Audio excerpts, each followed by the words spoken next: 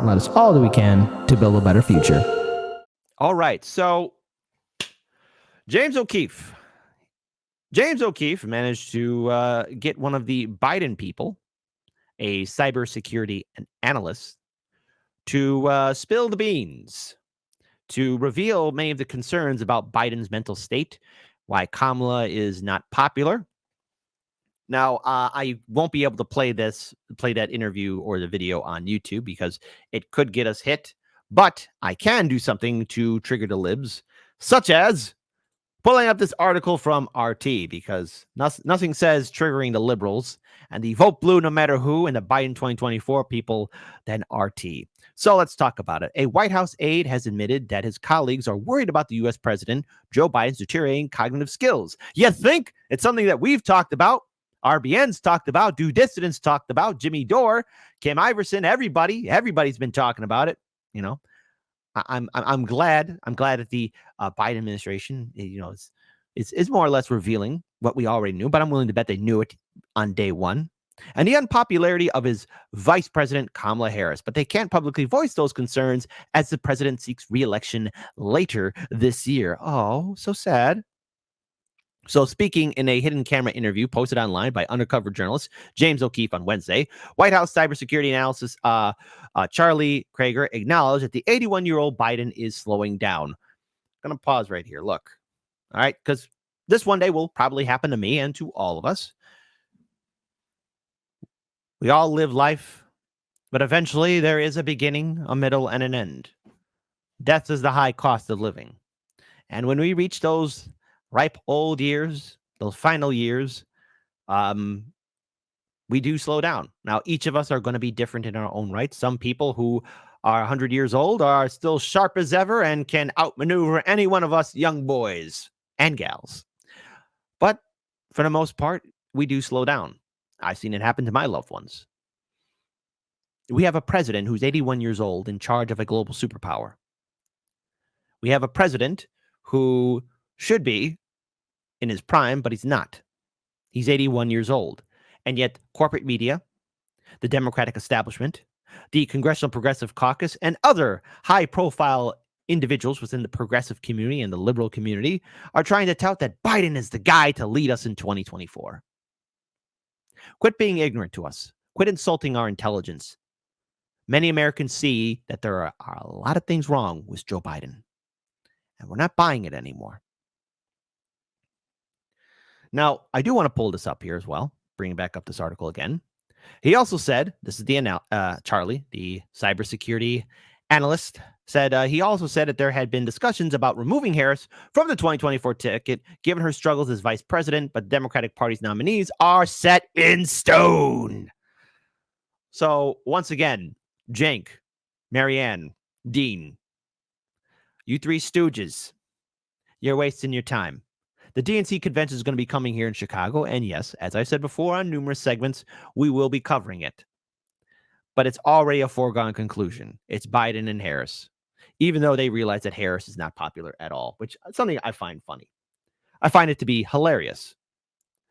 I think they need to get rid of him or get rid of her, but I don't think they're going to do that, Krager told O'Keefe, who disguised himself in a conversation by dyeing his hair and wearing fake glasses. Seriously, at this point, liberal crowd, I know you watch Rachel Maddow religiously and MSNBC and maybe Sammy Boy Cedar or TYT, but how are you not going to recognize James O'Keefe at this point? Asked if the White House staffers could speak publicly and truthfully regarding the fitness of Biden and Harris to seek another term, he added, No. We've got to toe the line and follow the orders. Follow the orders or you will get beaten. Again, Charlie admitted that the staffers are really concerned about Biden's mental state, which O'Keefe called dementia, but they had to keep those worries private. They know it, of course, they do, but it's the optics and like the scandal. I think they feel wouldn't be worth it. I'm just telling you what I've heard. Does it make sense? No, but it's what I've heard. Again, Krager, Charlie, works in the White House Executive Office as a cybersecurity analyst and foreign affairs desk officer, according to a now locked LinkedIn account. Oh, He also told O'Keefe that he manages security of the computer networks at the U.S. State Department and the U.S. Agency for International Development. So, in other words, this is one of the people who's like in charge of a lot of stuff. He's just spilling the beans. Just let it all lip out, or just rip on out. He's drinking a nice glass of wine. We truly are in the declining era of the empire. Okay. The staffer said White House officials probably understand the severity of Biden's mental decline. Yeah, you should. But no one in modern history has ever said, like, we're not going to renominate the president for a second term. That just hasn't happened. First of all, it needs to happen because you got a president who doesn't know his ass from a hole in the ground. And no, I'm not going to censor myself for that. This is very true. You got a president who doesn't know where he's at. You got a president that is losing popularity. And I know there's a recent Quinnipiac poll that's coming out saying, oh, Biden's beating Trump in a key swing state.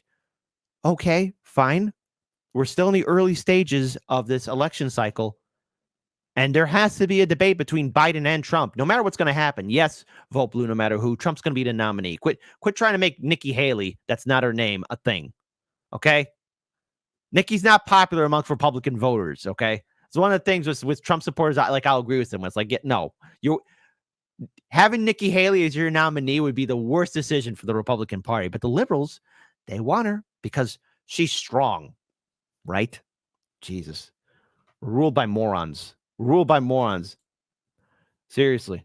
I got like 200 people watching me live right now. All 200 of you guys and gals could do better than all of Congress combined if all of you were in office, all right? Because our elected leaders, our administration, everybody that's in power right now, they're only in it for themselves. And we're ruled over by a bunch of geriatrics at this point. We had Senator Dianne Feinstein, 91 years old, die in office. She didn't know where she was at.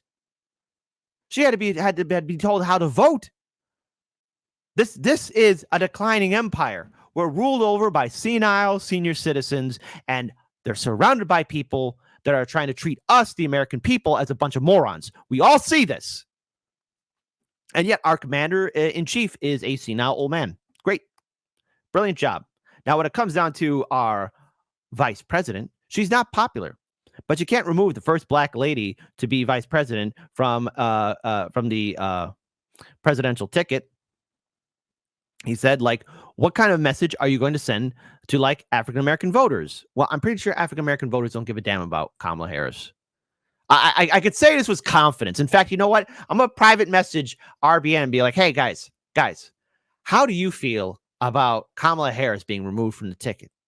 Would that upset you? And I'm pretty sure RBN would say, no, it's not going to upset us. I'm pretty sure there's a lot of black voters who are going to say they don't care about Kamala Harris. Hey, let's have democracy in the chat. You know what? And I'm going to be inclusive to everybody, no matter what generation, color your skin, how you worship. It's going to be inclusive, including those that are not Democratic voters at all. Type 1 for, I care about Kamala Harris. She means something. You're an awful, awful man. How dare you?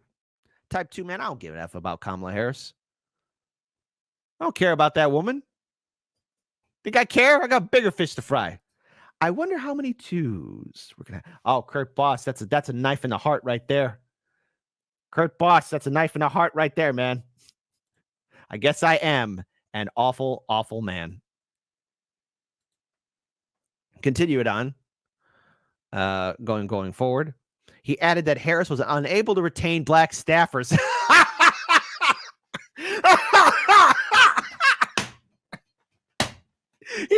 Even her black staffers don't like her.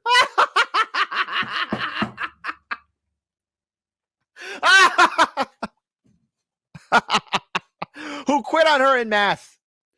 But administration officials sadly decided to keep her as Biden's running mate after an internal debate. Krager described himself fairly high up in the Biden administration. Ironically, he claimed to be good at keeping secrets. Does this look like the face of a guy who's good at keeping secrets, man? You got that glass of wine, you just let it all slip on out. O'Keefe outed himself at the end of the interview, asking Krager how a White House security official wound up meeting a famous hidden camera journalist. We're running a good cybersecurity operation, the staffer insisted. O'Keefe replied, obviously not, because you're meeting with me. Did you not do your research? What is this clown show you guys are running over at the White House? Which I have to say, look, James O'Keefe, good point. Now, I need to pull up this video here. It's from Case Study QB. Now, pausing this guy has a face like, oh no, horrible time for pausing.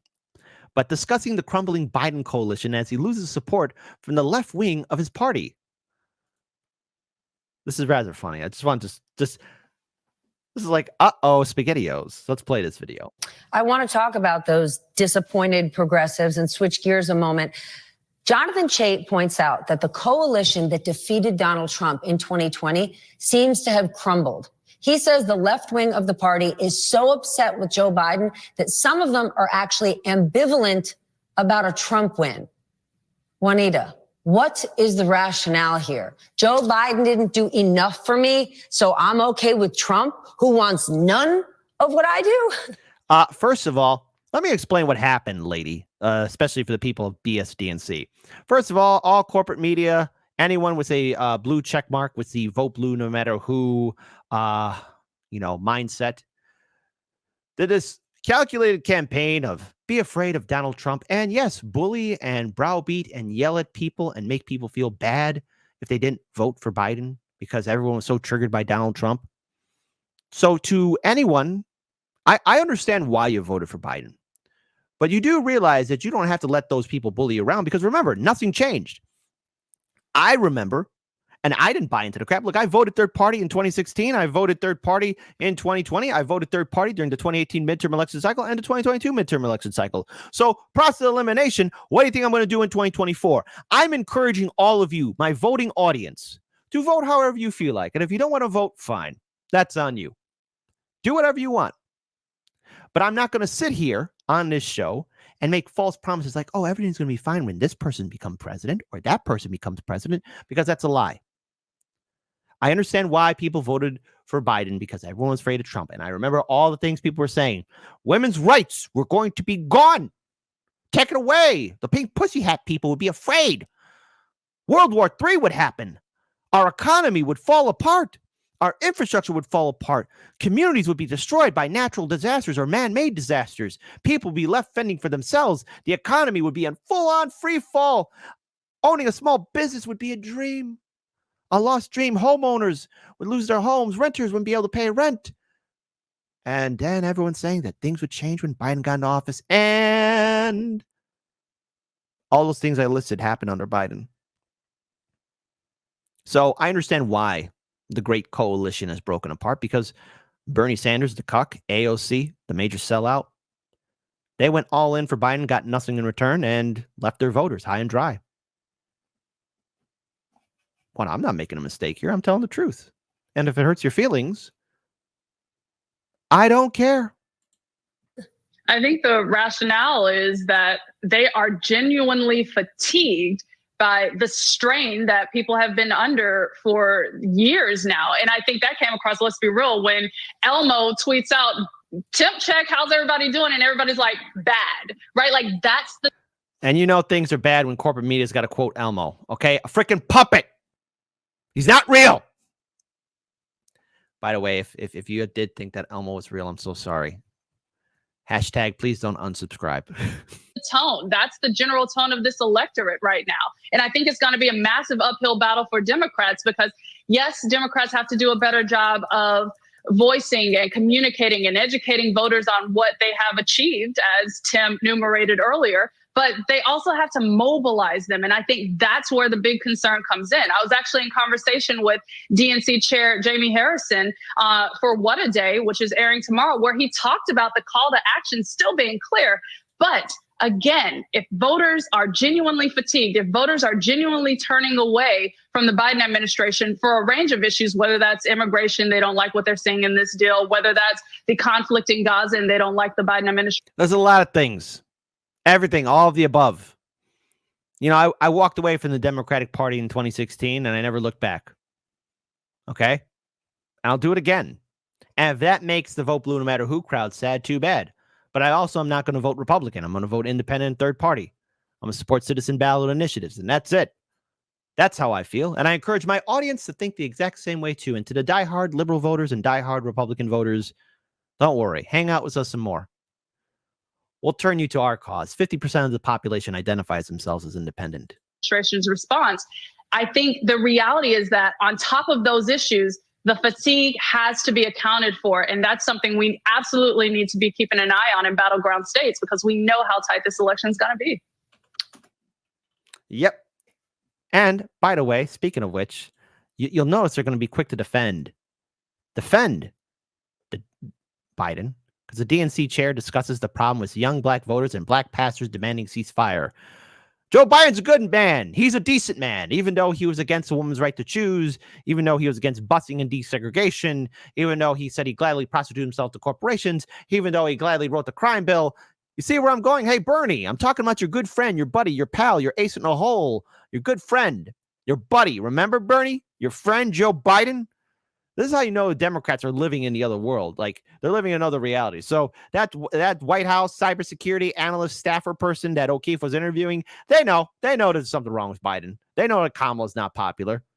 Quit hiding. Numbers that we keep getting when we're talking about communities of color, black voters, especially, I mean, we're critical to Joe Biden's success in 2020. There seems to be a real generational divide. I was at that barbershop. You had an engaged constituency, but they were almost exclusively older black voters. Do you see a problem here with the way this campaign is reaching out to or resonating with young black voters? I think, this is something that in politics, and I think you see it in religion as well, is understanding that young people. Black people are tired of the Democratic Party. Latino people are tired of the Democratic Party. Arab voters are tired of the Democratic Party. Muslim voters are tired of the Democratic Party. Jewish voters are tired of the Democratic Party. White people are tired of the Democratic Party. Old people are tired of the Democratic Party. Young people are tired of the Democratic Party. Men, women, everybody. Even the whole LGBTQ community, they're tired of the Democratic Party. Aiming in everybody. Everybody's tired of it. They're tired of being lied to. Okay? Democrats put on this fancy mask saying, oh, we care about the issues. We like you. We really do care about you. No, you don't. Look, I live in a city where the Democratic machine is in control. And by the way, look, Fox News, this is not a communist utopia. It's a corporatist dystopia, okay? Big difference between the two, all right? All right, this is a corporatist nightmare. The Democratic machine is not this socialist, Marxist, Lenin, communist thing. It's far, far worse. Read American Pharaoh, my lovelies. It's a great book. Talks about how it became what it is in Chicago. People are getting their information in a different way. Yeah. That young people are processing their support in a different way. They're not so much tied to institutions, but they're more aligned with what their values are. Yeah. And so that is forcing the political parties to begin to change the way that they reach out to those young folks. And so the Biden campaign understands that. That's why the $25 million at the end of last quarter to begin to have those conversations on social media, in the mediums in which young people are. Do you think it's just the medium, or do you think that there's a problem with the message? And I'll ask you specifically about the president's support of Israel and the war in Gaza, which anecdotally and from some reporting has really hurt him in really important communities of color, whether they are Arab American, Black American, people who have been historically oppressed, who see Palestinians as oppressed as well, and do not like the position this president has taken. Well, I think when you think about where the president is, for him, this is how you know he's lying. He has to lie. He has to put on that mask of, I gotta lie and say that he's a good man. He is putting on his head as commander-in-chief, and he has to do what's in the best interest of our security as a country, and also our partnership with our allies. And so sometimes politically that may not always be the most resonant thing, but in the end of the day, we have to understand that these elections are about contrast. The president often says, don't compare me to the almighty, compare me to the alternative. So in other words, lesser of evils. Now, listen, let's talk about the president, because not only is he losing black voters and the left coalition, not only is his staff revealing how much of a senile old bat he is and how unpopular Kamala Harris is. This is from Halaflo, which states, the White House, when asked what Biden's message is to Arab Americans as he visits Michigan tomorrow, Israel has a right to defend itself. Say it with me, folks, especially for the people in the back. How could this possibly go wrong? Like that's what's going to get the Arab American voters to vote Democrat. Israel has the right to defend itself. Brilliant. Big brain ideas. This is the stuff I love to see. The amount of stupidity. Could you imagine if this happened under Trump? Like if his press secretary said something like this? I mean, people would be losing their freaking minds. They'd be doing protest ho fest in the streets. The president has faced a lot of criticism in Michigan from the Arab American community. What does he say? What's his message to them, those who feel disenchanted by the Gaza operation?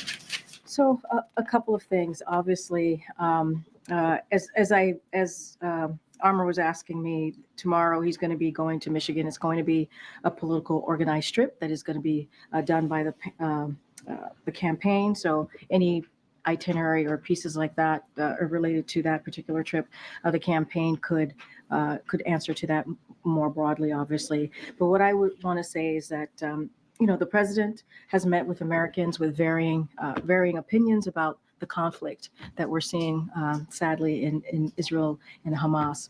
Officials at the White House have had numerous conversations and in regular contact with Muslim and Arab Americans. Yeah, someone's coughing.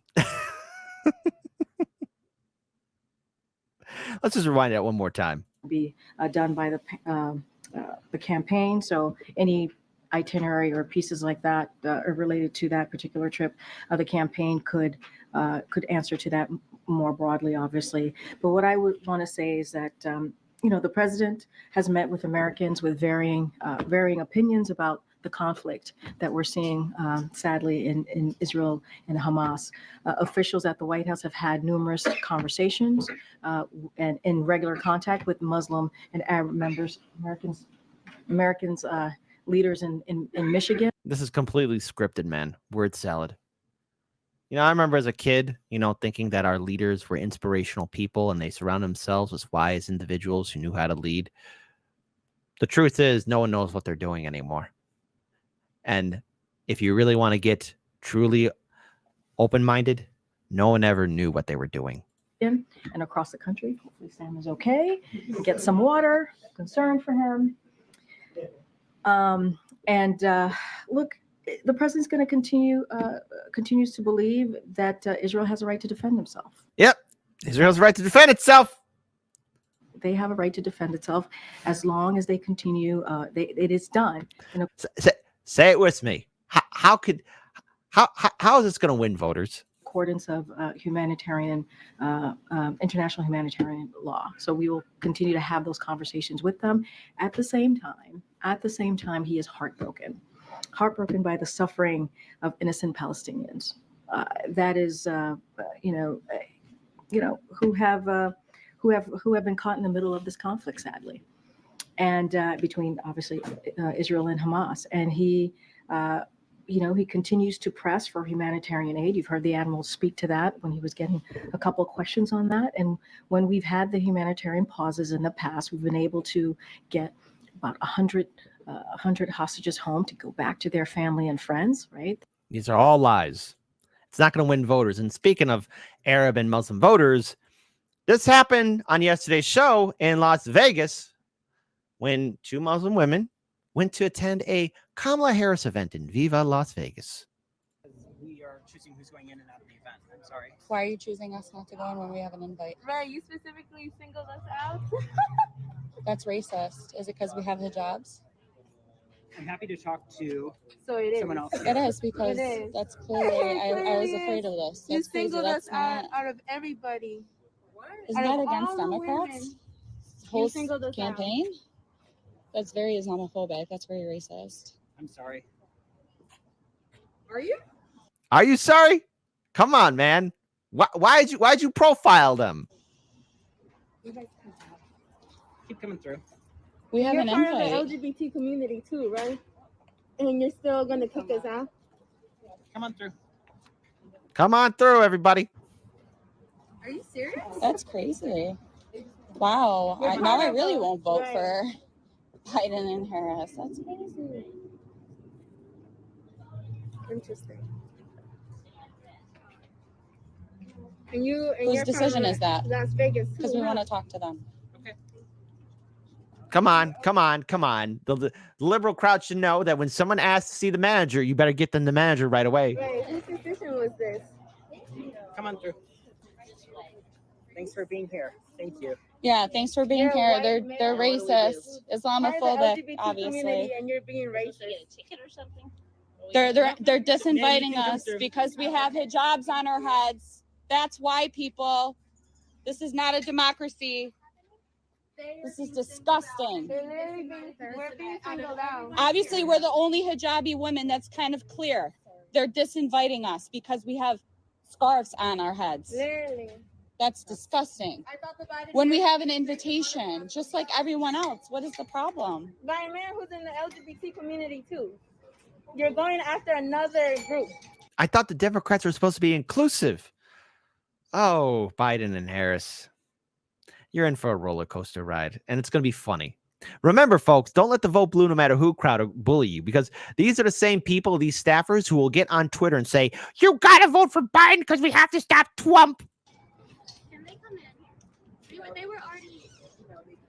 No, they can't come Why in. not? Why not? It is, Yes, it because is. why isn't You it? singled We us have an out just invitation. There are plenty of women here that don't have any. No, here, don't come up with excuses because You I. are a black woman and you're coming up with excuses for racism as well. Yes, you are coming up with an excuse. No. I didn't. Yes, I you didn't did. give you an excuse.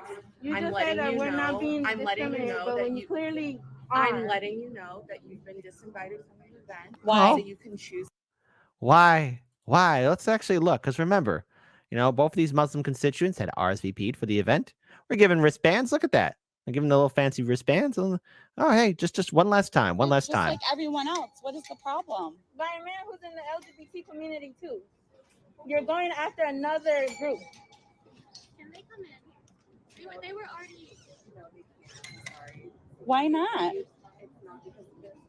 It is, Yes, because it is. why isn't You it? singled We us have an out just invitation. There are plenty of women here that don't have any. No, here, don't come up with excuses because You I. are a black woman and you're coming up with excuses not for coming racism up- as well. I didn't. Yes, I you didn't did. give you an excuse. You I'm just letting said that you we're not know- being I'm letting you discriminated, know but that when you you- clearly are. I'm letting you know that you've been disinvited from an event. Why? So you can choose to leave Why? at this point or not. I won't And leave if because you I have an want- And if you invitation. want, then we'll We're have asking someone why. escort you off. We're Why? asking why. I've let you know. We that have you've been every disinvited. right to know You're why. a I black don't- woman who's partaking You're in white targeting supremacy. us. I'm not targeting I hope you you. feel real I'm proud letting of you know. yourself. I feel you've really been targeted disinvited right from now. an And event. What? Way to go, Biden. Way to go, Democrats. So what can we take away from all of this as a final conclusion? What can we learn from the White House staffers spilling the beans about Biden's mental decline, something that we all knew about? What can we learn about Kamala Harris being unpopular? Well, we can go back to 2020 and say that we here at Hard Lens Media 4 years ago were correct in our assessment of the overall mechanics of what the 2020 Democratic primary was going to be. The one thing I wish we could correct on our record is, take back any kind word or positive reporting we did about Bernie Sanders, because he turned out to always be a nutless, soulless, spineless wonder. He had no heart in the fight. But this whole thing about Biden being the guy, the ace in the hole to stop Trump, and somehow Biden being in the office would make things great, rainbows and sunshines, cats and dogs living together, was all one big lie. The hype around Biden and Harris being effective leaders was just nothing but that. Hype, smoke and mirrors. It was Hollywood manufactured lies. And under Biden and Harris, things got progressively worse. Nothing did change. It was just upped up to 11 to make things worse for everyday Americans. And the utter hypocrisy of the Democratic Party is out there in full display. They don't care about social justice issues. They don't care about migrants. They don't care about the economy. They don't care about Black voters, Latino voters. They don't care about anybody.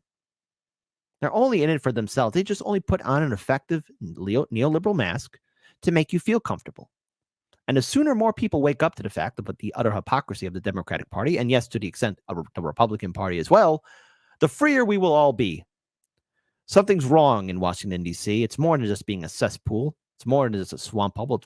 It's more than just a sewer gate. It is what's wrong with the country. Our leaders and the people they surround themselves purposely lie.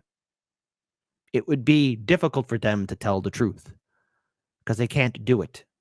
That White House staffer, he's saying things that we already called out, and it's the truth.